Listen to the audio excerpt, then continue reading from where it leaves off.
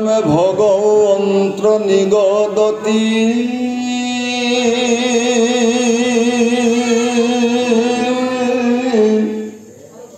শুনা মাও দেবহূতি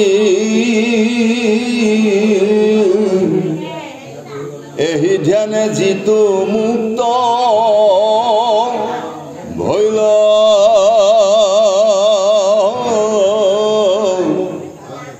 দেহা কোনে দেখে আর কিবা ওয়াখে কিবা নাই কিবা ওয়াখনতে বহি রইল অয় রাম যেন মধ্যে মাতুয়াল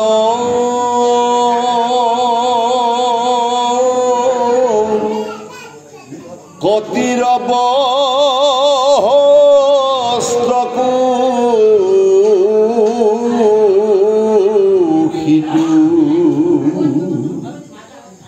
আছে নাই একো নয়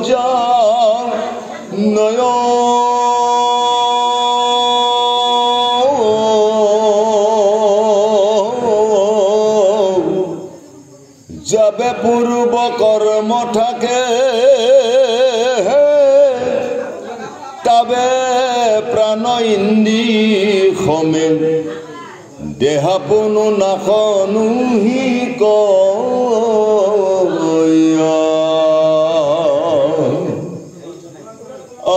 রাম পাশে কর্ম নাখ ভইলে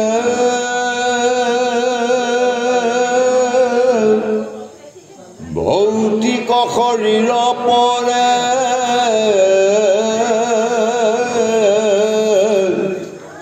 তেবে যোগী ব্ৰহ্ম তমি লয়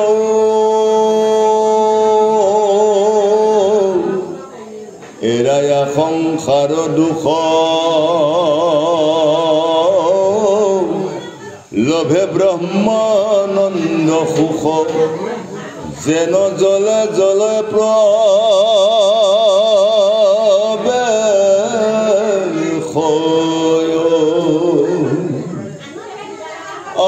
ৰামেহি বুলি কৃপাময় মৌনে ৰহিলন্ত্ৰ তই দেখি দেৱী পুচন্ত দুনা আবে বাপ ভক্তি যুগ বিস্তাৰি কহি মুক যেন মতে বুজু অভিপ্ৰায়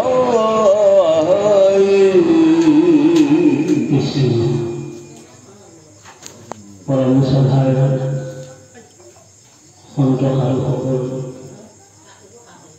বজবধৰ আইমাতী গুৰুসকল আমাজনৰ সমূহ উঠি অহা নৱপ্ৰজন্মৰ সকলো ওচৰতে মই আভাস ধৰি কমিটি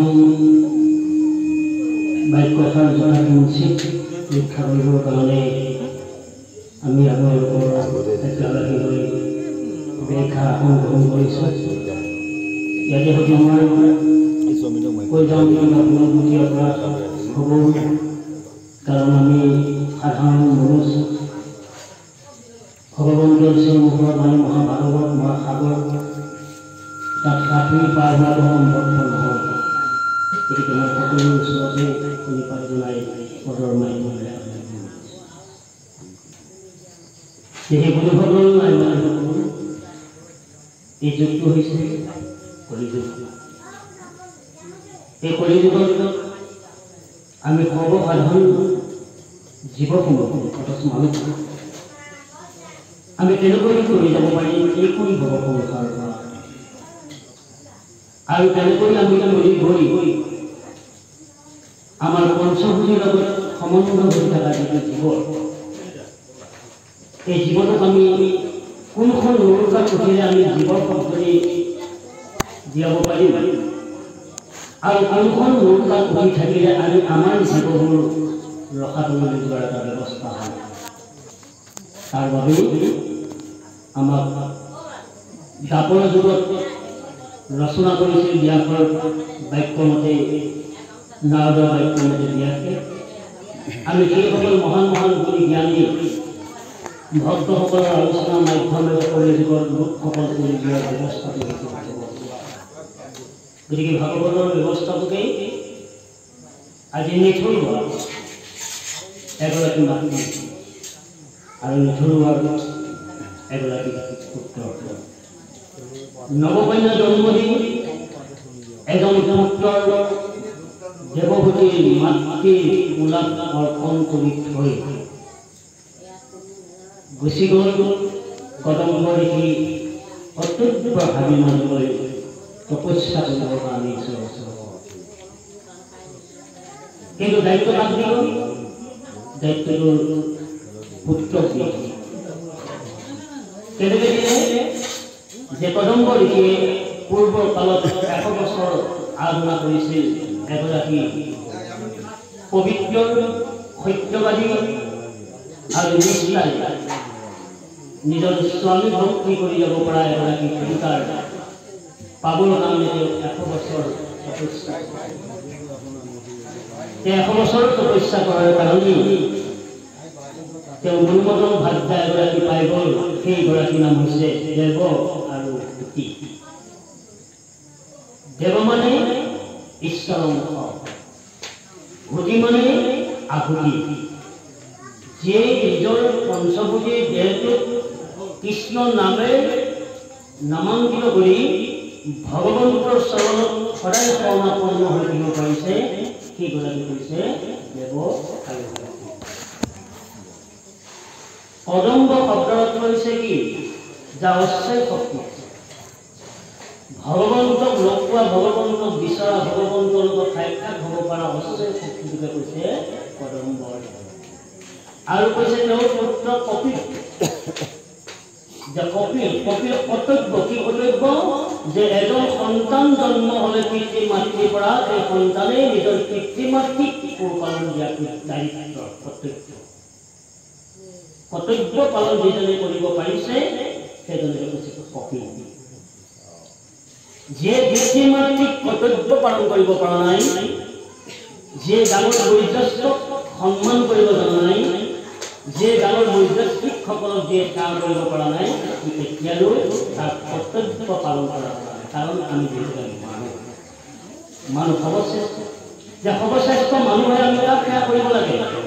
সেৱা কৰিব লাগে আমি 4 মুঠি অকল মানুহ, 3 মুঠি জীৱকো আমি আমাৰ প্ৰাণৰ লগত সম্বন্ধ ৰাখিবৰ কাৰণে ইয়াৰ এই তত্ত্বভাগ ক'বলৈ বিচাৰিছে। ভগৱন্ত নিগয়তি পুনা আমাৰ দেৱভূতি ভীমা। এইখন পৃথিৱী এটা প্ৰাকৃতিক সৌন্দৰ্যৰ সৃষ্টিৰ বৰ্ণনা প্ৰায় হৈছে ভগৱান, যাক অক্ষয় শক্তি বুলি কোৱা হয়, যাক সাধাৰণতে ধ্যান, তপ, জপ, যাগ, যজ্ঞ, পূজাৰ উপৰিও যাক দৰ্শন নাপায়। সেইজন অক্ষয় শক্তি ভগৱন্তৰ কথা মই সম্পূৰ্ণ কৰিম। যেতিয়া ক'লে যে সোণামাৰ দেৱভূতি এই জ্ঞানে যিটো মুক্ত হৈ আমি সদায় ধ্যান কৰিব লাগিব। কি ধ্যান কৰিব লাগিব? আমি ঈশ্বৰক ধ্যান কৰিব লাগিব। আজি আমি ক'লৈ আহিছে এটা মায়া সংসাৰ সজ্জাখনৰ পৰা, মায়া সংসাৰ গৃহখনৰ পৰা আমি ওলাই আহিবলৈ এটা হৰি মন্দিৰ। এই হৰি মন্দিৰলৈ আমি কি কৈছোঁ? হৰি মন্দিৰলৈকে আমি আহি ইয়াত কৈছোঁ ধ্যান। আমি ধ্যান কৰিছোঁ। তাক ধ্যান কৰিছোঁ ঈশ্বৰক, যিজনে আমাক গতি দিব পাৰে। তেতিয়া কৈছে এনেকুৱাকৈ ধ্যান কৰিব লাগিব যেনেকৈ এজন মদ খোৱা মানুহ, যেনে এজন মদুকী মানুহে তেওঁ নিচা লাগিলে তেওঁ শৰীৰত বস্ত্ৰ আছে নে নাই, সি যিজনে তাকো নেজানে বা তাৰ প্ৰতিও তেওঁ ভূক্ষেপ নাই, আমিও ভগৱন্ত যিখন সময় আমি ধ্যান কৰিব বিচাৰোঁ বা ধ্যান কৰিবলৈ আহিছোঁ, সেই মানুহজনৰ লগত তুলনা দিছে যিজন মানুহে বস্ত্ৰ আছে নে নাই তাকো নাজানে। আমাৰো সংসাৰখন আছে নে নাই আমি তাক জানিব লাগিব। জ্ঞান এনেধৰণে কৰিব লাগিব যে এটা গছৰ মোৱাটোৱে যেনেকৈ তেওঁ কাকো মাত দিয়ে, কাৰোলৈ নেচাই, তেওঁ নিজৰ কৰ্তব্যত তেওঁ নিজে কৰি গৈ আছে তদ্ৰুপ আমি গছৰ এডালৰ দৰে ভগৱন্তক প্ৰতিষ্ঠা কৰিব লাগে তেতিয়া আমাৰ কি হয় জীৱ কল্যাণ হয় যেন তেতিয়া ক'লে আছে নাই একো নজানৈ যাৰে পূৰ্বে কৰ্ম থাকে তাৰে প্ৰাণ ইন্দ্ৰি কমে আমি এটা কথা ভালকৈ উপলব্ধি কৰাটো দৰকাৰ ভালকৈ উপলব্ধি কৰিবলৈ দৰকাৰ কিয় বুলি ক'লোঁ পূৰ্বৰ জন্মত যদি আমি ভাল কৰ্ম এটা যদি নকৰিলোহেঁতেন পূৰ্বৰ জন্মত যদি আমি যদি পুণ্য ফল আৰ্জন নকৰিলোহেঁতেন তেতিয়াহ'লে আমি এইখন ভাৰত ভূমিত জন্ম লোৱাটোৰ ইমান সহজ নাছিল দেশ বহুত আছে এইখন পৃথিৱীৰ দেশ বহুত আছে কিন্তু সকলো দেশত থাকি কিন্তু ভাৰতবৰ্ষৰ দেশখন কিন্তু প্ৰশংসনীয় দেশ ভাৰতক প্ৰশংসা কৰা দেশ ধৰ্মীয় দেশ গতিকে এই ধৰ্মীয় দেশত আমি কি কৰিছোঁ আমি জন্মগ্ৰহণ কৰিছোঁ যি ভাৰতীয় য'ত ভগৱন্তৰ জন্ম হৈছে য'ত ভগৱন্তই লীলা কৰিছে যিখন অসমত ভগৱন্তই বিয়া পাতিছে যিখন অসমত ভগৱন্তই আহি অসুৰক দৈত্যক বধ কৰিছে তেনে এখন অসমৰ ভাৰতৰ লগত অসমত জন্ম লৈ যদিও আমি ভক্তি কৰিব নোৱাৰোঁ তেতিয়াহ'লে আমাক কি ক'লে জানে মা গতিকে জোৰ আশা তাৰমানে আমাৰ আশা নীতি নিয়ম একো নাই আমি এখনে এইটো পাছে কৰ্ম নাশ কৰিলে ভৌতিক শৰীৰ কৰে তেবে যদি ব্ৰহ্মত মিলে এই মানুহৰ জীৱনটো যেতিয়া আমাৰ কৰ্মবিলাক শেষ হৈ যাব তেতিয়া আমাৰ জীৱনটো আমি ক'ত লৈ যাম যোগীসকলে যুৱ মাৰ্গৰ সৈতে তেওঁ ব্ৰহ্মত নিদিব ব্ৰহ্মত তেওঁ লীন কৰে যিসকলে যোগ ধ্যান কৰিছে যিসকলে অষ্টাংগ যোগ কৰিছে যিসকলে প্ৰণিপাত কৰিছে সেইসকলে মৃত্যুৰ পিছত তেওঁ ব্ৰহ্মৰ লগত লীন কিন্তু সৰ্বসাধাৰণ আমি মানুহখিনি আমি ক'ত লীন যাম যে আমি লীন যাব লাগিব জীয়াই থাকোঁতে আমি ক'ত লীন থাকিব লাগিব আৰু মৃত্যুৰ পিছত আমাৰ জীৱটোৰ তাৰ লগত লীন হ'ব এইটো আমি আগতীয়াকৈ ভাগৱতৰ বা ভকতৰ মাধ্যমে জানিব লাগিব কিয় জানে আমি জীয়াই থকাৰ পৰ্যন্ত আমাক এখন সমাজ প্ৰয়োজন আছে আমি জীয়াই থকাৰ মাজত আমাক ভকতৰ প্ৰয়োজন আছে আমি জীয়াই থকাৰ মাজত আমি কি হৈছে আমাক ভকতৰ মাজত আমি ঈশ্বৰৰ নাম শুনাৰ আমাৰ প্ৰয়োজন আছে কিন্তু আমি ভকতক ত্যাগ দিও চলিব নোৱাৰোঁ ভকতক ত্যাগ দিও আমি থাকিব নোৱাৰোঁ গতিকে আমাক ভকতক লাগিব ভকতেহে আমাৰ জ্ঞান আহিব ভক্তৰ পৰা জ্ঞান আহিলেহে আমি ব্ৰহ্মক অথচ কৃষ্ণক আমি চিনি পোৱা দেখিব ভকতক চিনিলেহে কৃষ্ণক চিনি পোৱা যদি ভকতক চিনি পোৱা নাযায় তেতিয়াহ'লে কৃষ্ণক চিনি পোৱা নাযায় সকলোকে আমাক পানী পোৱা কৃষ্ণ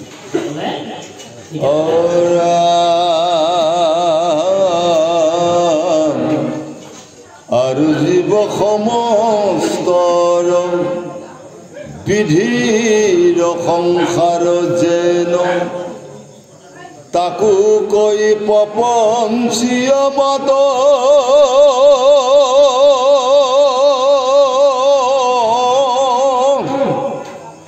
যাক জানিলে লোক সমস্ত পাপত হন্তে বিৰকতি হইবে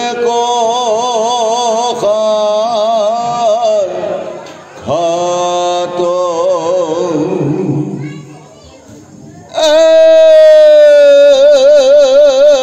সেই জাত হন্তে হুয়া ভয় লোকে পুণ্য আচৰ হেনকাল ঈশ্বৰ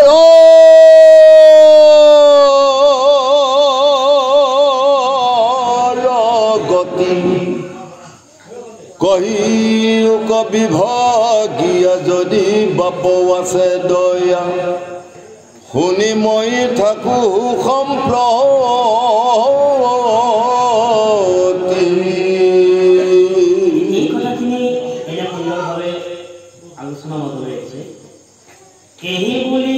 মই মগ্নে ৰহিলন্ত তই দেখি দেৱী কুচন্ত। আমি যে ভাগৱতলৈ আহোঁ, ভাগৱত শুনো, যদি কোনোবা দিনা যদি আমাৰ মনত যদি সংশয় হয়, বুজি পোৱাটো যদি অলপ জটিলতা হয়, তেতিয়া তাক আমি আলোচনা কৰিব লাগে যে প্ৰভু এইটো আমি বা বুজি পোৱা নাই বা এই কথাখিনি আমি অলপ আলোচনা মাধ্যমলৈ আহোঁ নেকি। ভাগৱতে হৈছে আলোচনা মাধ্যম। ভকত বহিলে আলোচনাৰ মাধ্যম হয়। আলোচনাত আমাৰ কি জানে আচল সাৰাংশৰ কথাবোৰ আমি আলোচনা কৰিব লাগে। সেইকাৰণে পুনৰ প্ৰশ্ন কৰিছে। কি প্ৰশ্ন কৰিলে যে বাপক যে মই একো জানা নাই, গতিকে মই জানিবলৈ বিচাৰিছোঁ এটা কথা যে ভক্তি যুগটোনো কি বস্তু। আবে বাপক ভক্তি যুগ বিস্তাৰি কহিৰূপ মুখ যেন মতে বুজো অভিপায়। ভক্তি কি বস্তু? আমি ভক্তি ভক্তি বুলি কৈছোঁ। ভকতক সেৱা কৰাটোৱে ভক্তি নেকি? ভাগৱত শুনাটোৱে ভক্তি নেকি? ভাগৱত শ্ৰৱণ বা কীৰ্তন কৰাটোৱে ভক্তি নেকি? ইয়াক ভক্তি বুলি কোৱা নাই। ভক্তি তত্ত্বটো বা ভক্তি ৰহস্যটো বেলেগ। আটাইতকৈ ডাঙৰ ভক্তি হ'ল মানৱ সেৱা। আটাইতকৈ ডাঙৰ ভক্তিটো হ'ল মানৱ সেৱা। যিয়ে মানৱ সেৱা কৰিব পাৰিছে, যিয়ে সমাজৰ উন্নতিৰ চিন্তা কৰিছে, যিয়ে সমাজখনক আগুৱাই নিয়াৰ ব্যৱস্থা কৰিছে, সেইটো মানৱ সেৱা। মানৱ সেৱাৰ পৰা যেতিয়া আশীৰ্বাদ পাব, তেতিয়া কৃষ্ণ ভক্তি বা কৃষ্ণ সেৱা হ'ব, তেতিয়াহে কৃষ্ণ। গতিকে ভক্তিটো সেইটোৱে। আমি আহিছোঁ আজি নামঘৰত প্ৰৱেশ কৰিবলৈ ওলোৱাৰ লগে লগে আমি কাক সেৱা কৰিছোঁ? মণিপুৰটোক সেৱা কৰিছোঁ নে নামঘৰটোক সেৱা কৰিছোঁ? কাক সেৱা? গতিকে আমাৰ নামঘৰৰ ভিতৰত যিখিনি ভকত আছে, সেই ভকতখিনি পদধূলি ল'বৰ কাৰণে মই তাতেই যত্ন কৰিছোঁ। এইটো হৈছে ভক্তি।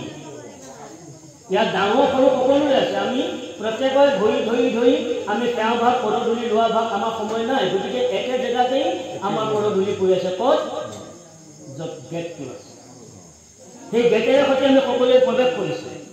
গতিকে সেই গেটেৰে সৈতে আমি সকলোৱে প্ৰৱেশ কৰিবলৈ যাওঁতে প্ৰত্যেকৰে পদধূলি তাতেই ৰৈ আছে, সৰুও আছে ডাঙৰো আছে। গতিকে আমি তাতেই পদধূলি লৈ ভকতক সেৱা ধৰিছোঁ, ধৰি আমি নিজৰ আসনত বহিছোঁ। তেতিয়া কি ক'লে?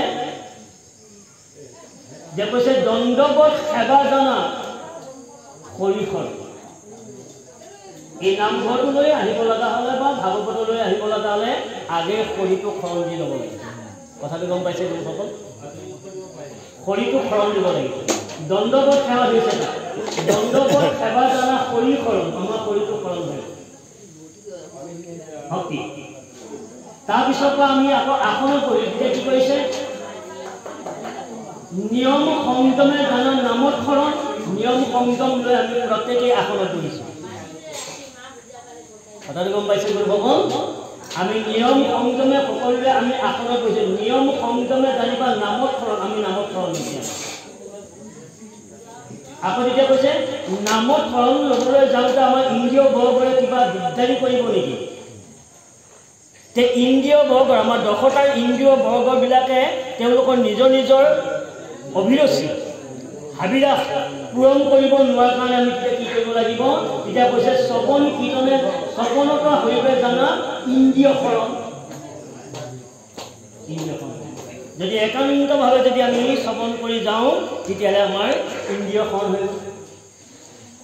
আৰু যদি আমি একান্তভাৱে যদি আমি শৰণ লোৱা নাযায় তেতিয়া আমাৰ কি হ'ব? চকুটো এফালে গ'ল, কাণখন এফালে গ'ল, মনটো এফালে গ'ল। তেতিয়া আমাৰ যদি 5টা বস্তু যদি এফালে গুচি যায়, 5 জেগালৈ গুচি যায়, খালি জগতটো যদি আসনত বহি থাকে তেতিয়াহ'লে ভক্তি হ'বনে বাৰু? ভক্তি হ'বনে? খালি জগতটোহে বহি আছে ইয়াত। ভাবো গুচি গ'ল, শৰীৰ চকু গুচি গ'ল, কাণো গুচি গ'ল, মনো গুচি গ'ল, খালি ইয়াত জগতটোহে আছে। জগতটোৱে কেতিয়াও ভক্তি নহয়। ভাবে ভক্তি, ভাবে ভগৱান। গতিকে ভাৱটো আমি কি কৰিব লাগিব? লগাই দিব লাগিব। কৈছে জানা শ্ৰৱণত জানিবা শৰীৰ শৰণ। ভকতক ফললৈ জানা জীৱ ভকতক ফললৈ জানিবা তেতিয়াহে জীৱৰ মুক্তি ভকতৰ ওচৰত যেতিয়া ফল ল'ব তেতিয়া জীৱৰ মুক্তি গতিকে এতিয়া কাৰ ওচৰত ফল লৈছে তেওঁ নিজৰ পুতেক নহয় দেৱহূতিয়ে ভাবা নাই মোৰ নিজৰ পুত্ৰ নহয় এজন ভগৱানৰ ওচৰত এতিয়া শৰণ লৈ আছে কোনে দেৱহূতিয়ে লৈ আছে দেৱহূতিয়ে শৰণ লৈ নিজৰ পুত্ৰস্বৰূপ গুৰুৰ শৰণ লৈ তেওঁ তত্ত্ব কথা শুনিছে কি শুনিছে কহিৰূপ বিভাগীয়া যদি বাপ আছে দৰে আজি হে প্ৰভু হে বাপ শব্দৰ অৰ্থ হৈছে কি বাপ শব্দৰ অৰ্থ হৈছে পিতৃতুল্য কথাটো গম পাইছেনে আমি যে কওঁ বাপ জনা ভাল লাগিলে হয় এই বাপ জনাৰ শব্দৰ অৰ্থ হ'ল পিতৃতুল্য আইগৰাকী ভালে আছিলে বোলে হয় বোপা ভালে আছিলে আইগৰাকী শব্দৰ অৰ্থ হৈছে নিজৰ মাতৃতুল্য সেইকাৰণে বাপ আৰু আই মাতৃ ইয়াৰ তত্ত্বটো গতিকে যে বাপ যদি তুমি দয়া কৰা তেতিয়াহ'লে তুমি গুৰু আৰু মই শিষ্য গতিকে তুমি বুজাই দিয়া কি বুজাই দিয়া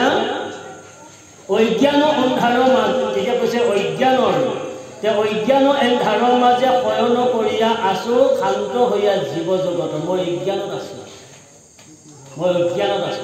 অজ্ঞান মানে কি যি সাংসাৰিক জীৱনত মনটো লগাই দৈনন্দিন জীৱনৰ কথা যিজনে চিন্তা কৰিছে সেইটো কৈছে সাংসাৰিক কথাটো গম পাইছেনে আমি দৈনন্দিন জীৱনটো শান্তিৰে চলিবৰ কাৰণে শান্তিৰে ৰোৱা পিন্ধা কৰিবৰ কাৰণে শান্তিৰে খাবৰ কাৰণে শান্তিৰে বিশ্ৰাম কৰিবৰ কাৰণে যিটো আমি সুখ বিচাৰি আছোঁ এই সুখটোৱে হৈছে আমাৰ কি ব্যাধি এই ব্যাধিৰ পৰা পৰিত্ৰাণ পাবৰ কাৰণে আমি সাধু সংগ কৰিব লাগে সাধু সংগ অনুসৰণ কৰা শ্ৰৱণ কীৰ্তন কৰা পৰিহাৰ পাখণ্ডৰ আছে এই পাখণ্ডৰ যিটো ভাৱ জ্ঞানয়ান্ধাৰ মাজে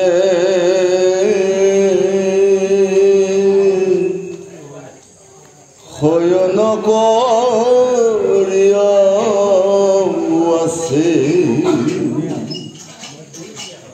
শান্ত হুয়া জীৱ জগত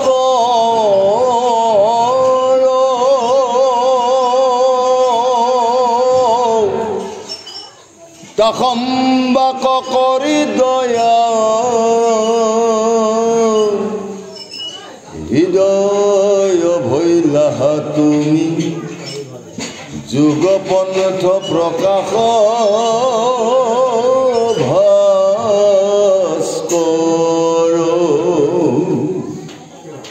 এতেকে জানিলো মই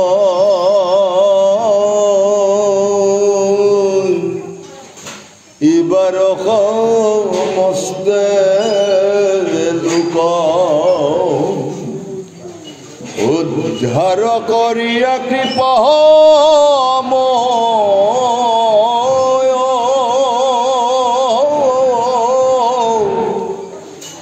হৰি মোৰ মহাধন্য আছে অসংখ্যাত পুণ্য হেন প্ৰভু ভৈলা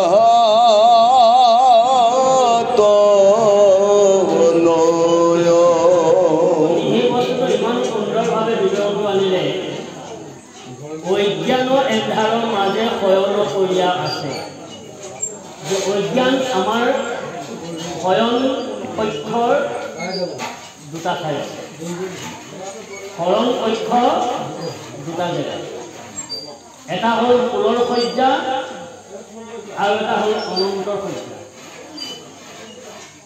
যি শয্যালৈ যাওঁতেই ঈশ্বৰক উপাসনা নকৰি তেওঁ সেই বিচনাত পৰি তেওঁ গাধৰ দৰে যদি টোপনি মাৰি আছে যে জীৱৰে মনৰ লগত সম্বন্ধ ঘটাই জীৱৰে সুখ পাইছে কিন্তু তেওঁ ঈশ্বৰৰ নাম নাই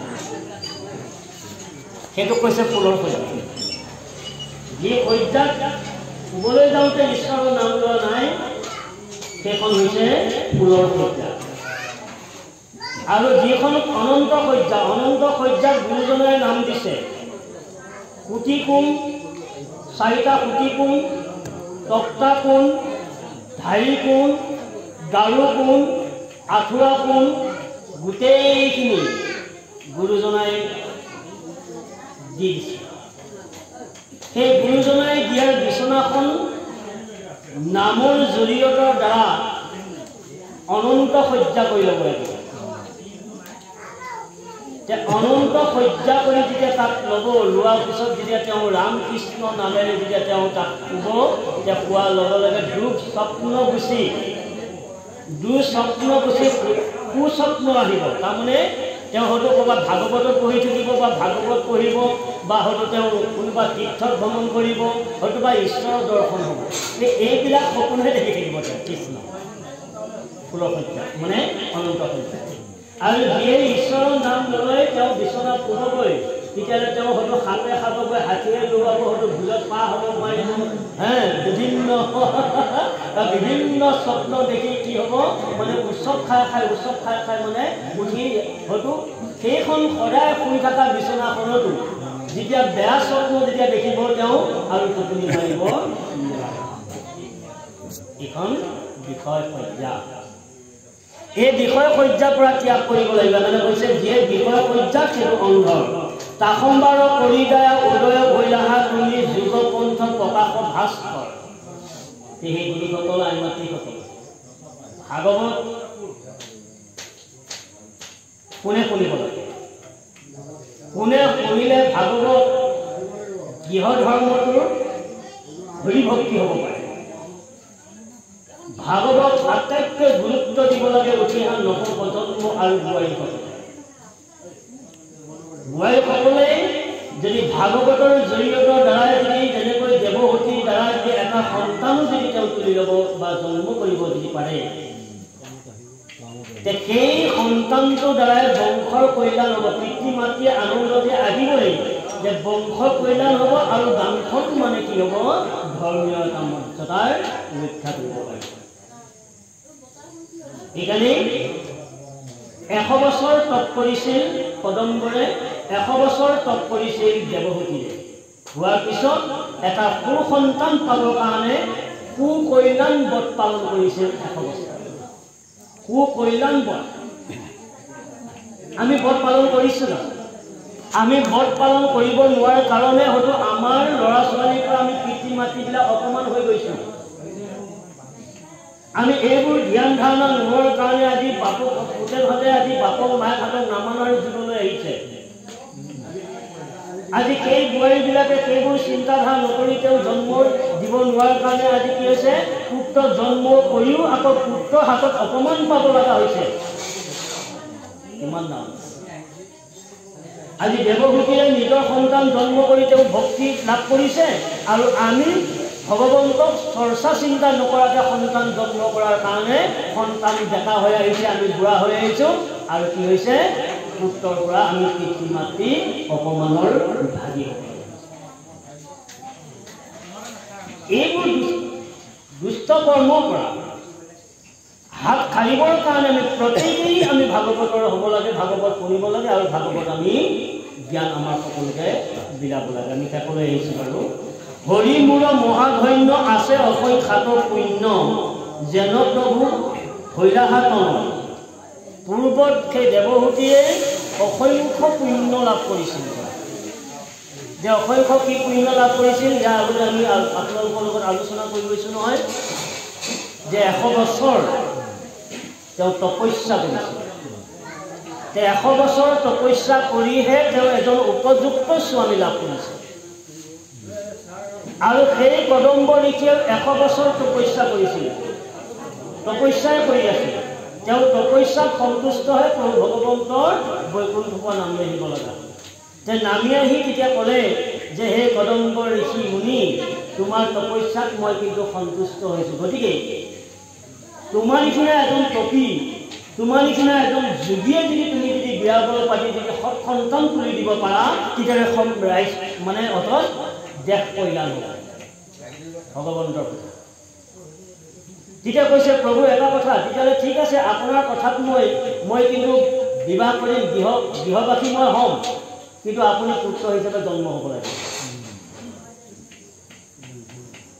বান্ধি ঠিক আছে, মই এইবিলাক বিষয় জঞ্জালত মই নাথাকোঁ বুলিয়ে মই হাবিৰ মাজত লগ কৰিছোঁ। মই ঈশ্বৰক আপোনাক পাবৰ কাৰণে, কিন্তু মই আপোনাক পালোঁ, কিন্তু আপোনাক পালোঁ, আপুনি কি ক'লে যে আপোনাৰ নিচিনা যোগী এজনে যদি আপুনি সংসাৰ কৰে, সেই সংসাৰ পৰা যেতিয়া আপোনাৰ যেতিয়া এজন পুত্ৰ বা পুত্ৰী সৃষ্টি হ'ব, সেই পুত্ৰ পুত্ৰীৰ দ্বাৰাই দেশৰ কল্যাণ হ'ব।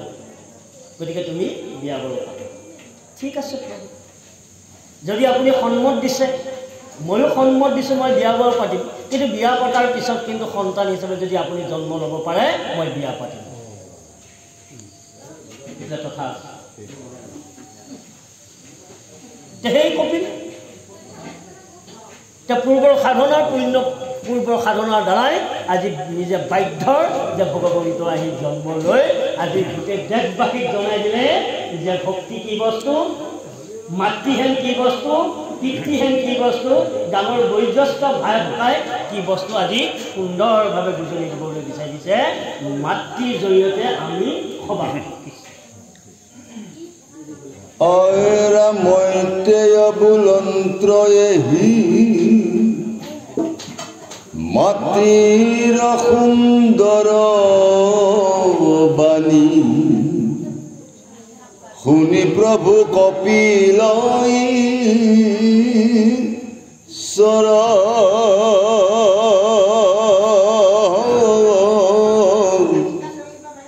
কৃপায়ে পীড়িত হৈও মাতৃযন্ত্ৰ প্ৰশংসিয়া কুশলক চিন্তিয়ালু কৰ অৰাম ভগৱন্ত নিগদতি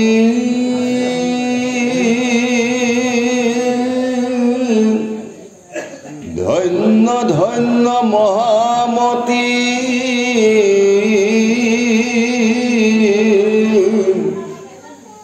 মনোৰনন্দিনী মূৰ মাও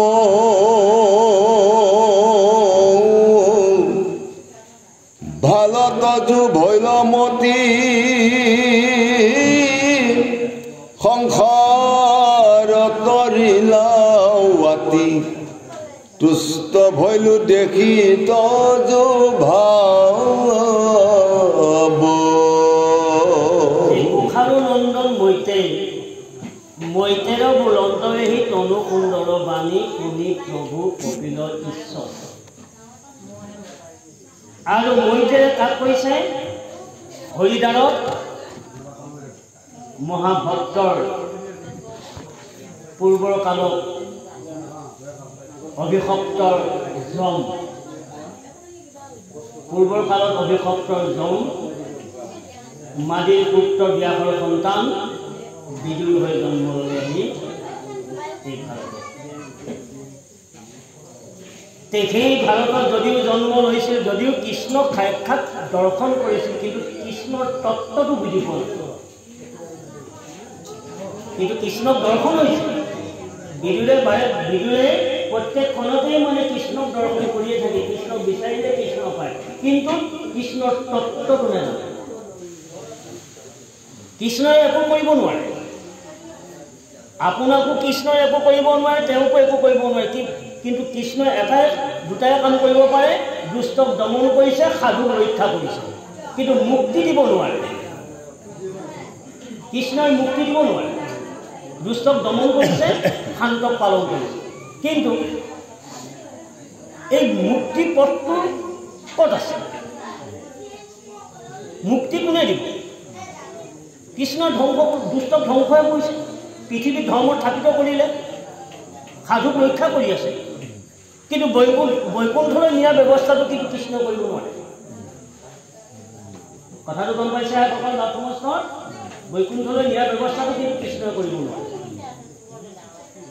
এইকাৰণে হৰিদ্বাৰত গৈ কৃষ্ণৰ তত্ত্ব বিচাৰি আছে। কৃষ্ণৰ তত্ত্বটো বিচাৰিছে, যিটো তত্ত্বৰ জানিলে নেকি তেওঁ বৈকুণ্ঠলৈ যাব পাৰে। এই তত্ত্বটোৰ কাৰণে বিচাৰি দিছে। মৈতেৰ বুলন্তৰেহি সুন্দৰ মাতৃৰ সুন্দৰ বাণী শুনি প্ৰভু কপিল ঈশ্বৰ। এনে সুন্দৰ বাণী, কপিল দেৱৰ সুন্দৰ বাণী শুনি মাতৃৰ মানে কি হৈছে? আত্মাৰ একেবাৰে মানে সফেদ হৈ গৈছে, মানে বৰফত দিয়া যেনেকৈ গৰম পানীখিনি যেনেকৈ বৰফত দিলে ঠাণ্ডা হয় আত্মাটোৰ জোৰ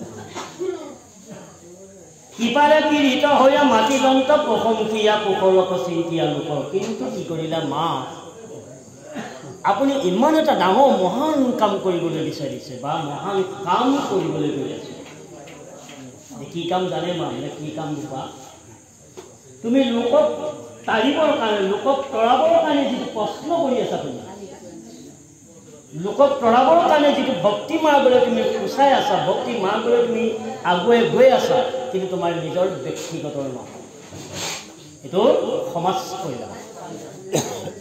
সমাজ কল্যাণৰ কাৰণেহে তুমি আগুৱাই গৈছা কৈছা পোখৰক চিন্তিয়া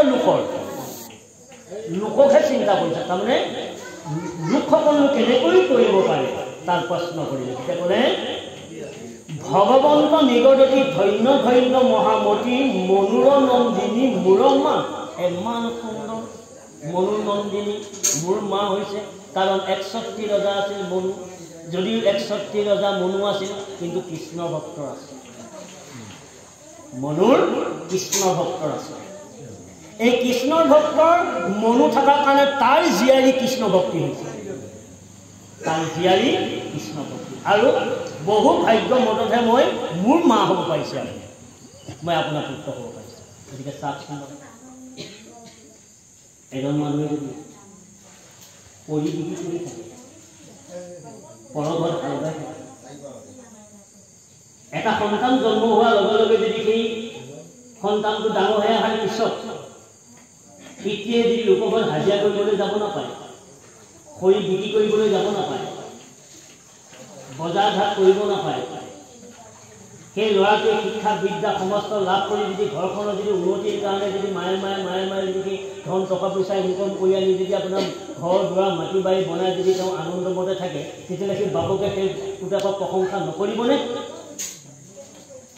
যিটো মানুহে পুঁজি ভাগ নাপায় পুঁজি ভাগ নোপোৱাটো যদি পুতেকৰ দ্বাৰা যদি সি আনন্দ খাব পাৰিলে তেতিয়াহ'লে বাপকে পুতেকক আশীৰ্বাদ নিদিবনে আশীৰ্বাদ আজি কি কৰিলে পথৰ ভিক্ষাৰী আজি দেৱহূতি গিৰিয়েক এৰি থৈ গুচি গ'ল বননিলৈ কিন্তু পথৰ ভিক্ষাৰী হ'ল দেৱহূতি কিন্তু পথৰ ভিক্ষাৰী দেৱহূতি কিন্তু তত্ত্বৰ দ্বাৰা তেওঁ ধনী কৰি আছে কৃষ্ণ সেইটো কৃষ্ণৰ তত্ত্ব কৃষ্ণৰ তত্ত্বৰ কথাখিনি দেৱহূতি কোৱাৰ লগে লগে কি হৈ গ'ল তেওঁ এজন মহান ধনবান হৈ গ'ল ধনবন্ত হৈ গ'ল তত্ত্বশীল গতিকে আমাৰ কি আমি তত্ত্বশীল হ'ব লাগিব কাৰণ তত্ত্বশীলটো কিয় আহিছে জানেনে কৃষ্ণই তৰাব নোৱাৰা শব্দটো কিয় আহিছে তাৰমানে কৃষ্ণই তৰাব নোৱাৰে কিন্তু কৃষ্ণৰ তত্ত্ব নামেহে তাৰিব পাৰিব কৃষ্ণ কিন্তু কৃষ্ণই তৰাব নোৱাৰে কৃষ্ণৰ যিটো তত্ত্ব নাম এই নামটোহে তৰাব পাৰে কথাটো গম পাইছেনে নামটো সেইকাৰণে কৈছে নাম লোৱা ভকত নকৰিবা হেৰা নামে কাৰিতে পাৰে সংগ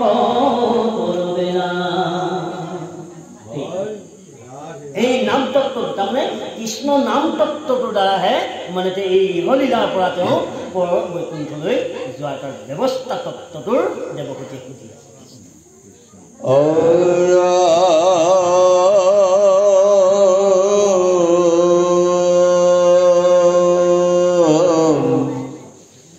শুনিও ভাবিনি আবে প্ৰশ্নৰ উত্তৰ কহু ভক্তি পুনু বহু বিধনয়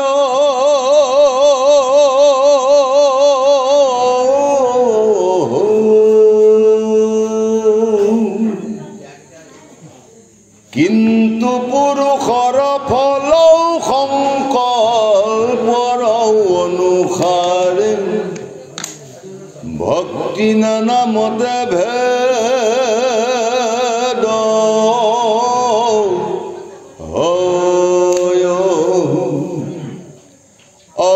ৰাম পৰ কমাৰিবে পতি মনত সংকল্প কৰে দম্ভ বা মৎসৰ অতিশয় এই মতে ভক্তি মুত কৰিলে তামস হয় ক্ৰোধ ভেদ তিনিতে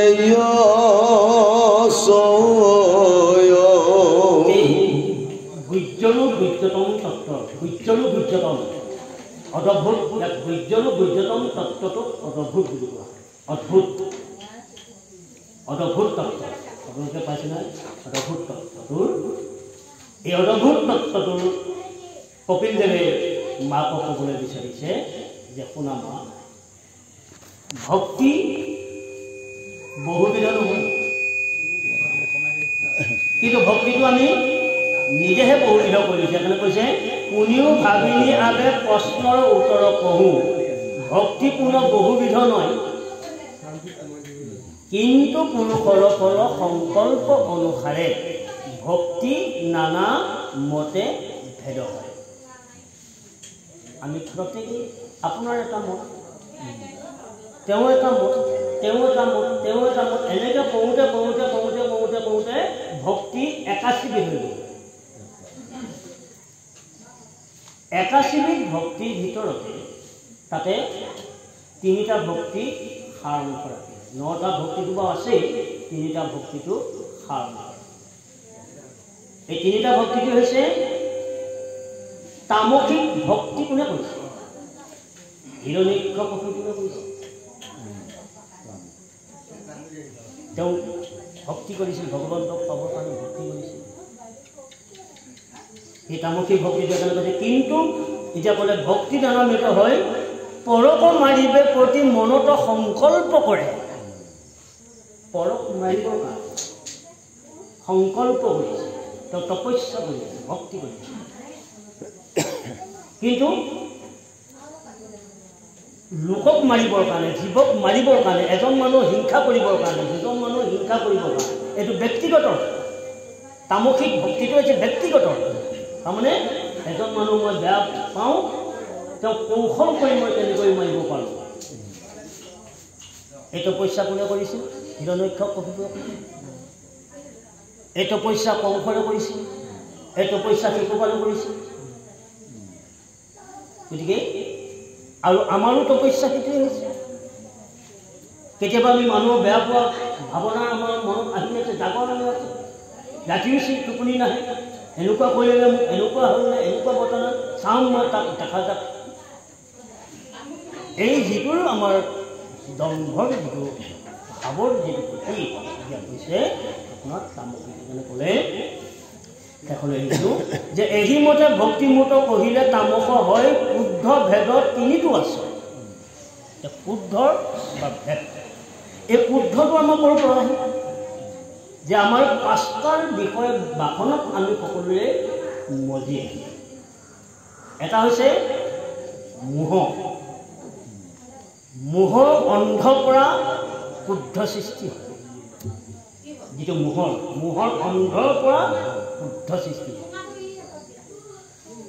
আৰু এতিয়া কৈছে মহামোহৰ পৰা যেতিয়া কি হয় আমাৰ অহংকাৰ সৃষ্টি হয় আৰু তেতিয়া অৰ্ধতামিস্যৰ পৰা আমাৰ কি হয় চুকি হ'লেও মই তাক প্ৰতিশোধ ল'বেই অন্ধতামিস্য আৰু কৈছে তামিস্য ইমান কৌশল কৰি যেতিয়া তাক বধ কৰিব পৰা নাই তাক বাটতে ধৰি লোৱা হ'ব কৃষ্ণ এইকেইটা বস্তু আমাৰ অন্তৰৰ মাজত যেতিয়া আমাৰ সাগৰৰ দৰে যেতিয়া ঢৌ খেলি থাকিব ইটো ঢৌৰ পিছত সিটো সিটো ঢৌৰ পিছত সিটো কিন্তু এই সাগৰৰ দৰে আত্মাত ঢৌ লাগি থকাৰ বেয়া চিন্তাটো হৈছে ধ্বংসমুখী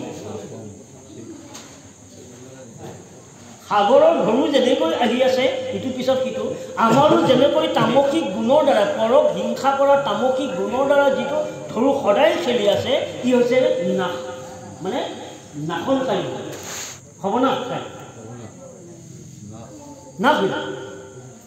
গতিকে এইকাৰণে আমি তামসিক যিটো গতি এই তামসিক গতিটো পাৰাপধ্যত ভকতৰ লগত সংযুক্ত হৈ ভগৱন্তৰ নাম শুনিলে তামসিক গতিটো আমাৰ ক্ৰমান্বয়ে বিনাশ হৈ যাব। এই তত্ত্বটো ঐৰাম বিষয়ত কৰি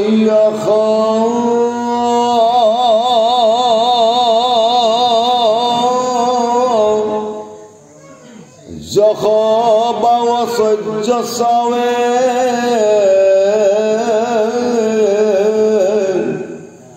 প্ৰতিমাত মোহু কপু জয়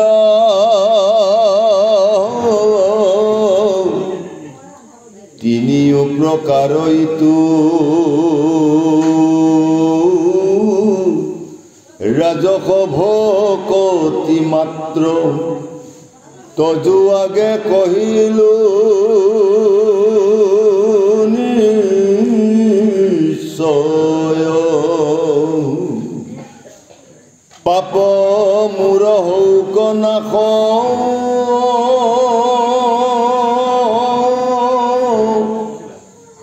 ভগৱন্তৰ হৌক প্ৰীতি নুহি অৱশ্যকে বিধি মানি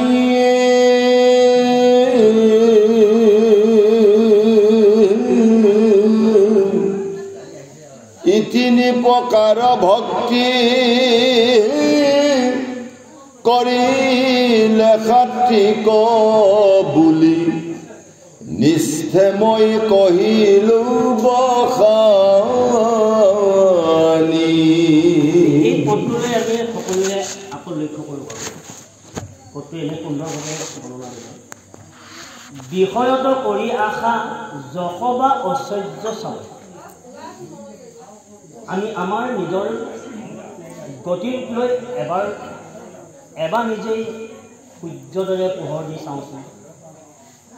সূৰ্যটো যেনেকৈ পোহৰ দিছে সেই জ্ঞান মাৰ্গৰ দ্বাৰা আমি আমাৰ নিজৰ শৰীৰটোক এবাৰ আমি লক্ষ্য কৰিছোঁ। আমাৰ শৰীৰটো কোনখন ৰাজ্যলৈ গতি কৰি আছে, কোনখন ৰাজ্যলৈ আমাৰ শৰীৰটো গতি কৰিছে। আমি চেঙেৰা কালত কি আছোঁ, গাভৰু কালত কি আছোঁ, বোৱাৰী অৱস্থাত কি আছোঁ, শেষত আমি বৃদ্ধৰ অৱস্থাত কি হ'বলৈ গৈ আছোঁ, কি হ'বলৈ গৈ আছে। সেই অতীতৰ কথাখিনি এবাৰ মনত পেলাই দিয়কচোন। অতীতৰ কথাখিনি এবাৰ মনত পেলাই দিয়ক। এনেকুৱা আছিলোঁ মই, এতিয়া এনেকুৱা হ'লোঁ। ই কিবা পৰিৱৰ্তন হৈছে। পৰিৱৰ্তন হৈ আছে নহয়, আৰু পৰিৱৰ্তন হ'ব লাগিব, মানে শেষে হ'ব লাগিব। এবাৰ কেনে কৈছে, বিষয়ত কৰি আশা ঐশ্বৰ্য বা চাৱে প্ৰতিমাত মোহক পূজয়। প্ৰভু ভগৱান পৰমেশ্বৰ অনন্ত সকলো দেৱী তেওঁৱে সৃষ্টি কৰিছে আৰু সকলো দেৱতাক তেওঁৱে সৃষ্টি কৰিছে। আমি এইকাৰণে বা সমস্ত আইমাতৃসকলে বুজা যায় কৃষ্ণৰ একদেৱ দুসহায়। কাল মায়াদী অধিকাৰী কৃষ্ণ বিনে শ্ৰেষ্ঠ দেৱ নাই নাই নাই আমি শপত খাই আছোঁ। কৃষ্ণ বিনে শ্ৰেষ্ঠ দেৱতা আৰু নাই, আমি শপত খালোঁ।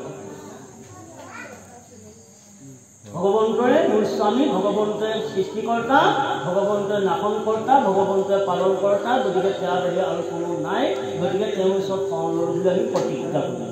কিন্তু ধনৰ আশাত, মাটি বাৰীৰ আশাত, ৰাজ্যৰ আশাত কিন্তু আমি কি কৰিলোঁ, কৃষ্ণৰ ব্যতিৰেকে আনক পূজা কৰিলোঁ। কৃষ্ণ আনক পূজা কৰিলোঁ ধন ধনৰ কাৰণে। আপুনি লক্ষী পূজা কৰক, ধন ধন। ইন্দ্ৰক পূজা কৰক, কিবা এটা পাব।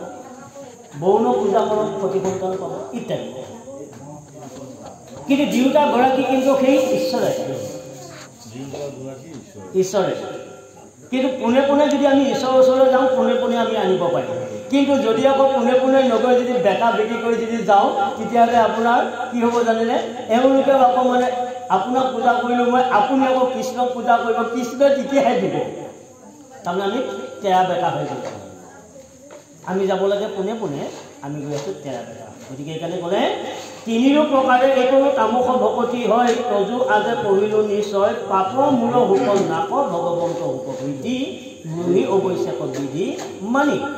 আকৌ মোৰ পাপ নাশন কৰিবৰ কাৰণে আমি কি কৰোঁ? আকৌ প্ৰভু ভগৱন্তক আমি উপাসনা কৰোঁ। পাপ এতিয়া কোনো এজন ব্যক্তিয়ে ক'ব নোৱাৰে মই পাপ কৰা নাই।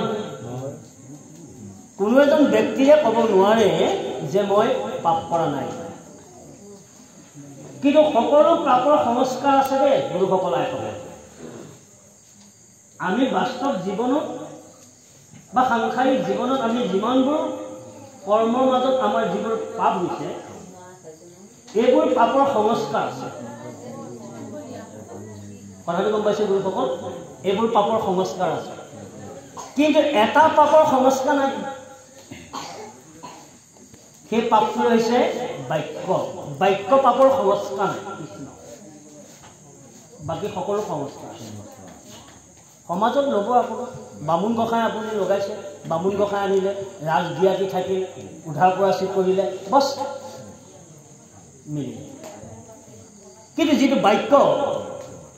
বাক্যৰ পৰা যিটো পাপ হয়, কিন্তু তাক সংস্কাৰ কৰা কিন্তু কাৰো ক্ষমতা আপোনালোকে কয় নেকি? পাহৰিছে চাগে। সঁচা সমান কি নাই? সঁচা সমান কি নাই? আটাইতকৈ ডাঙৰ ধৰ্মটো কি? সঁচা সমান ধৰ্ম নাই। মিছা সমান? আমিতো সদায় মিছা কথাই কৈ আছো। কৃষ্ণ কেতিয়াবাতো মিছা কথা কৈছে। কোনোবা এজনে যদি লগ পাইছে, বোলে ভাগৱতলৈ বেজাৰ বোলে যাম বোলক, আপুনি গৈ থাককচোন, গৈ আছো, আপুনি গৈ থাকক। কিন্তু তেওঁ নগৈ কৈ থাকে।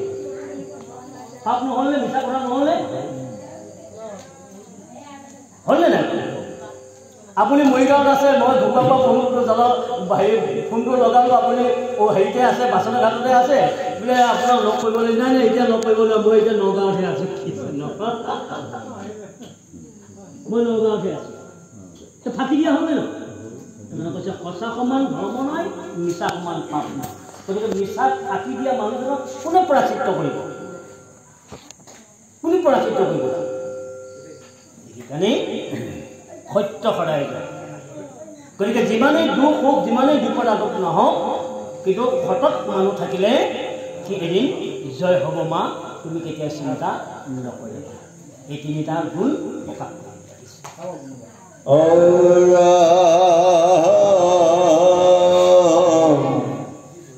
प्रतिमा पूजयवार भेद भाव दर्शन তিনি তো সমান আককয়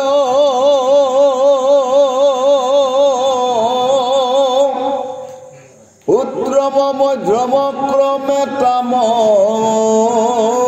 খাদি ভক্তি মাজে তিনি তিনি মতে ভেদ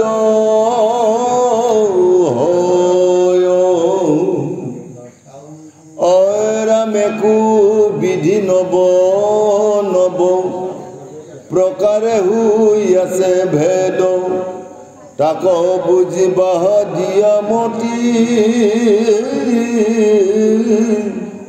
সগুণ ভকতি এহি একাধিক আশী বিধ আবেকহু নিৰ্গুণ ভকতি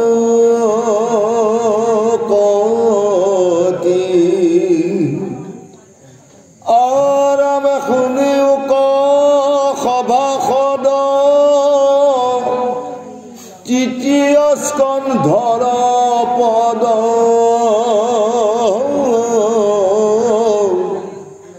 বুজিও ক ভক্তিৰ নিৰ্ণয়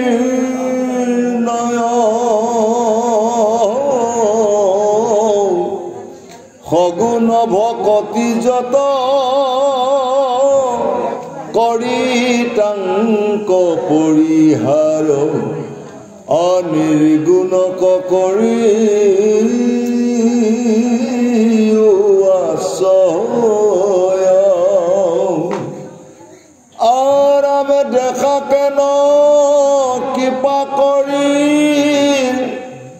আপুনি কহন্ত্ৰ হৰি ভকতি কৰি নানা ভাগ এতেকে নিৰ্গুণ ভক্তি ধৰি দিহ কৰি অতেবে ঈশ্বৰক পাইবা লাগ। সুন্দৰ কথা আলোচনা মাজলৈ প্ৰতিমা পূজয় আৰু ভেদ ভাৱ দৰিষ কাৰণ নিজৰ মুখখন নিজে চাবলৈ হ'লে এখন দাপোনৰ প্ৰয়োজন আছে, এখন দাপোনৰ দিন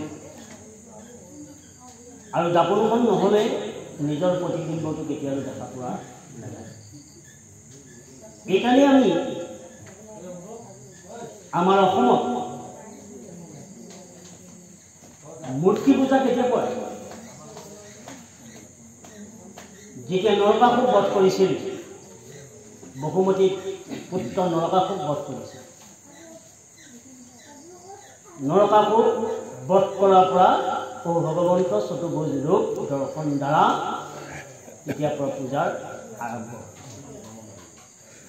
আৰু সেই পূজাৰ আৰম্ভৰ হেতুকে আমি প্ৰভু ভগৱন্তৰ ৩২টা অলংকাৰ যিটো ৰূপ বৰ্ণনা বা কায়া, এই কায়াটোক আমি লক্ষ্য কৰিবৰ কাৰণে আমি এটা প্ৰতিমা বনোৱা হয়। সেই প্ৰতিমাটো লক্ষ্য কৰি যিজন গুৰুকৰ প্ৰতি ব্ৰহ্ম চিন্তা কৰা, গুৰুকৰ যেনেকৈ আমি মুখখন চাবলৈ আইনাখন দৰকাৰ হয়, আইনাখনত মুখখন চালে যেনেকৈ তাৰ প্ৰতিবিম্বটো লক্ষ্য কৰিব পৰা যায়, তদ্ৰুপ কৃষ্ণৰ এটা মূৰ্তি সাজিলে সেই মূৰ্তিটোক কিন্তু লক্ষ্য কৰি পূৰ্ণ ব্ৰহ্ম বা পূৰ্ণানন্দ ব্ৰহ্মক আমি উপাসনা কৰা, কিন্তু তাতো ভেদ আছে। কি ভেদ আছে জানে? একান্তভাৱে কিন্তু তেওঁ ধাৰণা কৰা বা পূজা কৰা বা ধ্যান কৰা ভাৱনাটো তাতো নাথাকে। আমাৰ তাতো মনটো ইচ্ছিত বিচ্ছিত হৈ যায়। বাহিৰত কুকুৰ এটাই ঘেউ কৰিলেও কাণত পৰিব তাত, চোতালত কোনোবা এটাই মাত দিলেও কাণত পৰিব তাত। ইয়াৰ আগত কৈ গৈছে যে ভগৱন্তক সাধনা কৰিলে, ভগৱন্তক আৰাধনা কৰিলে, ভগৱন্তক ধ্যান কৰিলে গছৰ মূৰাৰ দৰে হ'ব লাগিব, যাতে আমাৰ ইন্দ্ৰিয় বৰ্গ যাতে মোৰ দেহৰ পৰা বা ভগৱন্তৰ চৰণৰ পৰা যাতে কোনো আঁতৰ হৈ যাব নোৱাৰে।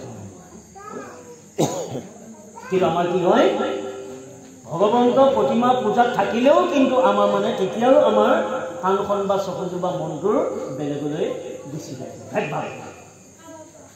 আৰু এটা কথা লক্ষ্য কৰিব যে আমি হৰি মন্দিৰ অনুষ্ঠানটোৰ সন্মুখত এটা মূৰ্তি আছে, কিন্তু মূৰ্তিটো আছে, কিন্তু মূৰ্তি থাকি দুজন মানুহ আগতীয়াকৈ আহি কিন্তু তেওঁলোকে বন্তি ভাৱ বা চাকিটো মানে ধূপজাল জ্বলাবৰ কাৰণে তেওঁলোকে ৰেডি হৈ আছে। কিন্তু মই দেৰিকৈ আহিছোঁ, কিন্তু মই দেৰিকৈ আহিও কিন্তু মই সোনকালে জ্বলাই যাওঁ বুলি পেলাই কিন্তু এইটো মটিভেট হৈ আছে।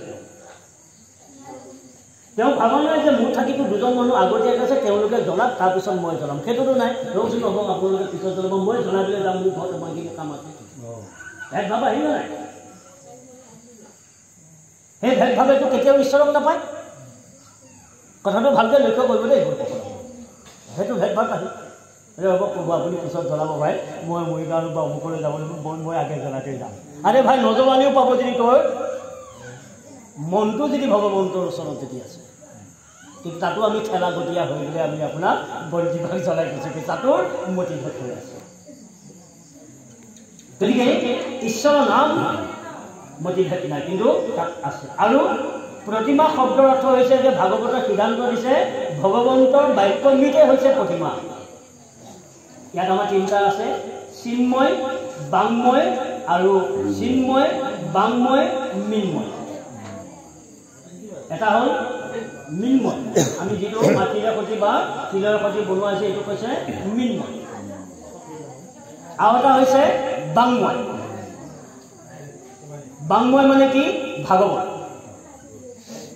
বাংময় হ'ল ভাগৱত। শ্ৰৱণ সেইকাৰণে শ্ৰৱণত শ্ৰেষ্ঠ বুলি কয় বাংময়। চিন্ময় ক'ত?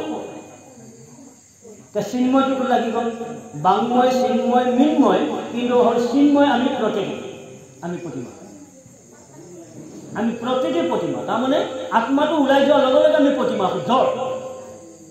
কিন্তু ভগৱন্ত থকাৰ কাৰণে আমি চৈতন্য, গতিকে আমি প্ৰত্যেকেই প্ৰতিমা। গতিকে এই মানৱ প্ৰতিমা সেৱা কৰা, মানৱ ধৰ্ম কৰা, তেতিয়াও তুমি গতি পাবা। মাকক তুমি মানৱ ধৰ্ম কৰা, মানুহক সেৱা কৰা, ভকতক সেৱা কৰা। যে ক'লে সগুণ ভকতি এৰি একাধিক আশী ভিতৰ কৈছে আবে পহু নিগুণ ভকতি। গতিকে একাধিক ভক্তিৰ ভিতৰত মাত্ৰ এটাহে ভক্তি আছে, সেই ভক্তিটো হৈছে নিগুণ ভক্তি। গতিকে সগুণ ভক্তিটো বাদ দিয়ে। এই বুঢ়া কালত আপুনি ধেৰ ভক্তি কৰি থাকিব নালাগে। না আপুনি প্ৰতিমা পুজিব, না আপুনি ফুল তুলিব, না আপুনি ফল আনিব, না আপুনি পানী স্নান কৰি আপুনি তেওঁক প্ৰতিষ্ঠা কৰিব। আপোনাৰ শৰীৰটোত সেইটো শক্তি এতিয়া নাই। য'ত আপুনি এবাল্টি পানী লৈ আপুনি গাটো বা স্নান কৰিব নোৱাৰে, তেনে মানুহ এজনে তেওঁ গছৰ পৰা মানে ফল ফুল আনি ভগৱন্তক পূজা কৰা শক্তিটো নাই। গতিকে তুমি নিগুণ ধৰ্ম এক হ'ল ঈশ্বৰবাদ। এক ঈশ্বৰবাদ, ঈশ্বৰ নামতে আপুনি থাকি তাতেই ভক্তি কৰি আত্মাটোৰ শান্তি, সেইটো সিদ্ধান্ত। গতিকে শগুনীটো ত্যাগ কৰা। আমাকে কৈছে এইটো, আমি শগুন ত্যাগ কৰিব লাগে। এতিয়া এইকাৰণে কৈছে নহয়, ঋষিসকলে যে আপোনাৰ বননিৰ মাজত গৈছে, তেওঁলোকে ক'ত কলপাত পাইছে, তেওঁলোকে ধূপ ক'ত পাইছে, তেওঁলোকে আসন ক'ত পালে, কল্পলহাৰ তেওঁ ক'ত পাইছে। গতিকে এইটো আধ্যাত্মিক তত্ত্বৰ দ্বাৰা আমি কি কৰিব লাগিব? বন্তি জ্বলাব লাগিব। এইটো এই বন্তিটোত পাঁচটা ইন্দ্ৰিয় আছে বা পাঁচটা বস্তু আছে, কি তেতিয়াহে এটা বন্তি বা দীপ হৈছে। ইয়াত এটা পাত্ৰ আছে, পাত্ৰটোত তেল আছে, তেলটোৰ লগত খৰিকা আছে, খৰিকাটোৰ ওপৰত অগ্নি আছে, তাৰ লগত এডাল শিহা আছে। পাঁচটা বস্তু আছে নেকি? এই বন্তিটো আপুনি জ্বলাব নোৱাৰে, কিন্তু হাত কঁপি আছে আপোনাৰ। বন্তি জ্বলাই ঈশ্বৰৰ উপাসনা কৰিব নোৱাৰে, হাত কঁপি আছে। আত্মা বন্তি জ্বলাই দিব, আত্মা বন্তি জ্বলাই দিব। যেনেকৈ সূৰ্যটো ওলালে যেনেকৈ সকলো বস্তু দেখা পায়, গতিকে আত্মা বন্তিটো জ্বলিলে আপুনি সকলো দেখা পায়। আত্মা বন্তিটো হৈছে কি? আত্মাই কৈছে আপোনাৰ পাত্ৰ, এই আমাৰ শৰীৰটো পাত্ৰ। আত্মাই কৈছে পাত্ৰ, তেল কৈছে তত্ত্ব, ভক্তি কৈছে খৰিকা, জ্ঞান কৈছে অগ্নি, গৃহ কৈছে শিহা, প্ৰেম কৈছে পত্ৰ, বন্তি জ্বলাই, মন কৈছে পুষ্প, আৰু জ্যোতি হ'ল ফুল, ৰাম নামৰ ফল, কৃষ্ণ অৰ্পণ কৰক। জ্যোতি হ'ল ফুল, জ্যোতি মানে কৃষ্ণ মানে ফুল, জ্যোতি, ৰাম নামে ফল। এই বয়সটোলৈকে এতিয়া মাতৃ আপুনি আহিছে, গতিকে এইখিনি বস্তু যদি আপুনি ভগৱন্তৰ ওচৰত অৰ্পণ কৰিব পাৰে, আপুনি কৰি ল'ব পাৰে। সিদ্ধান্ত নিগুণ ধৰ্ম। আপোনালোকে গীতাটো পাইছে নহয়, এডাল ফুল ছিগি আনি পেলাই ঈশ্বৰ দিলে দূৰ, তাতো পাপ আছে। গীতাত আপোনালোকক সুন্দৰভাৱে দিয়ে। গতিকে পৰ বস্তু আনিহে ভকতি কৰি আছোঁ। তামোল আনিছোঁ, পাণৰ পৰা পাণ আনিছোঁ, কলৰ পৰা কল আনিছোঁ, গছৰ পৰা মানে ফুল তুলসী আনিছোঁ, আনি পৰ বস্তু দিহে আমি ভগৱন্তক ভজনা কৰিছোঁ। তোমাৰ পৰা কি দিলা? প্ৰশ্ন কৰিছে নহয়। তুমি যে সকলোৰ পৰা যে মাৰি ধুই আনি পেলাই যে তুমি যে মোৰ চব অৰ্পণ কৰিছা, কিন্তু তোমাৰ পৰা কি দিছা? গোসাঁই প্ৰশ্ন কৰিছে ন, ভগৱন্তক প্ৰশ্ন কৰিছে ভকতক, তোমাৰ পৰা কি দিছা? এটা কুকুৰে ঢেউ গাড়ী কৰি দিছোঁ, সাত ঘণ্টাই কিবা এটা বস্তু ৰং বিৰং দেখি লৈছোঁ, চকু জ্বল যায়। গতিকে তোমাৰ মোক একোৱে দিয়া নাই, লোকৰ বস্তু দিহে ভকতি কৰিছা। নিজৰ বস্তু দি মোক ভক্তি কৰিবা, তেতিয়া তুমি পৰিধান হ'ব। সিদ্ধান্ত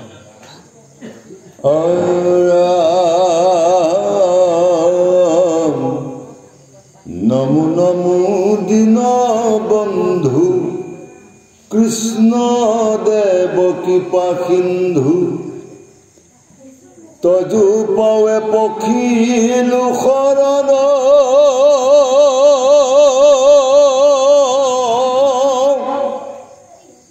গুণময় ভক্তিশয় স্বপ্ন তুন হৌ কমূৰ এহি মানে কৰো প্ৰাৰ্থনা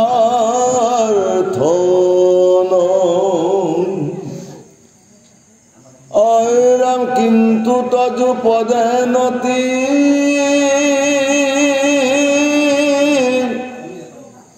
একান্ত প্ৰেমৰতি লোকমূৰ নৌকওয়ান কাম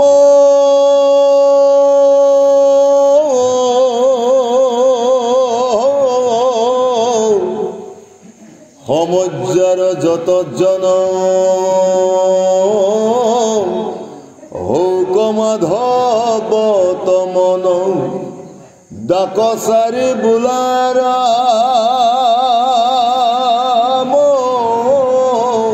ৰাম ৰাম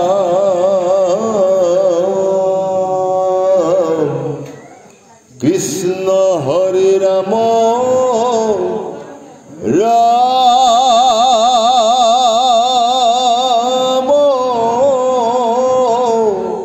ৰাম ৰাম